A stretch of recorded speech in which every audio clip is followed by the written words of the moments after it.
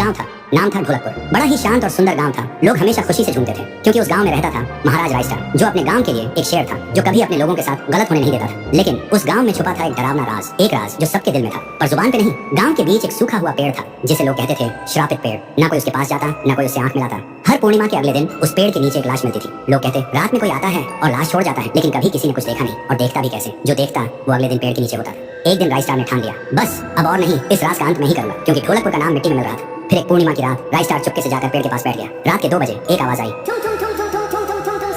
और फिर वो पेड़ भूत में बदल गया। वो भूत कुछ अजीब सा था, एक भयानक शैतानी हंसी वाला चेहरा, आंखें बड़ी बड़ी। वो पेड़ चल के एक घर के गेट को जोर जोर से खटखटाने लगता है। तभी एक आदमी डर के मारे आवाज सुन के बाहर निकलता है। वो भूत अपने लकड़ी जैसे हाथ से एक ऐसा थप्पड़ मारता कि उसकी सांस वहीं थम जाती है और उसी जगह उस लाश को ले जाता है और वापस फिर से पेड़ बन जाता था। देखते ही रायस्टार का दिल कांप जाता है, पर वो कुछ बोलता नहीं। सुबह लोग भीड़ में जमा हुए और रायस्टार ने पहली बार उस पेड़ से बात करने की कोशिश की। पेड़ के अंदर से एक आवाज निकली, क्या तुम सब भूल गए मुझे? रायस्टार बोलता है, तू कौन है? पेड़ बोलता है, मैं हूँ ठुन ठुन ठुन साहुर। एक वक्त था जब मैं भी इस गांव का एक प्यारा सा बच्चा था, लेकिन 100 साल पहले मुझे इसी पेड़ से रस्सी बांधकर उल्टा लटका दिया गया, गांव वालों की आंखों के सामने, और मेरी मौत को तमाशा बना दिया गया, सिर्फ इसलिए क्योंकि मैंने एक राज देख लिया था जो लोग छुपाना चाहते थे। और उसी पल से मेरी रूह इस पेड़ से जुड़ गई। उस दिन से मैं इंसान नहीं, एक सज्जा बन गया, और हर पूर्णिमा में एक राजदार को चुनता और फिर उसे उसकी खामोशी का हिसाब देता।